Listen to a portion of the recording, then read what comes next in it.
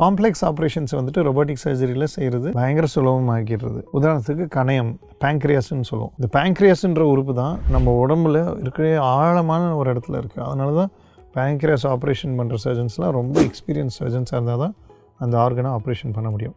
ஏன்னா ஒரே ஒரு ஆர்கனுக்குள்ளே ஒரு 5 உறுப்புகள் சேர்ந்துருக்கும். இரத்த குழாய்கள் வரும், இரத்த குழாய்கள் போகும், ப்ளஸ் பித்தப்பை வந்து சேரும் அந்த இடத்துல.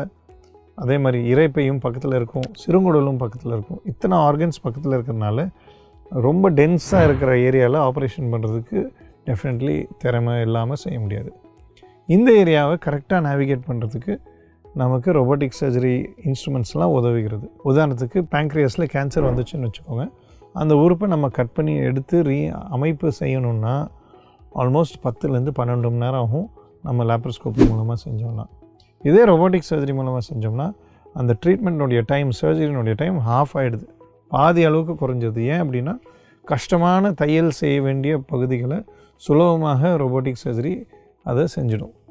இந்த ரொபோட்டிக் சர்ஜரி செய்கிறது ரோபோட் கிடையாது, ஹியூமன்ஸ் தான் செய்வோம். அதே மாதிரி ஓப்பன் சர்ஜரி ஈஸியாக நம்மளால் செய்ய முடியும். இதே ஓப்பன் அறுவை சிகிச்சை செஞ்சோம்னா 4-5 மணி நேரத்தில் முடிகிற ஆப்ரேஷன்.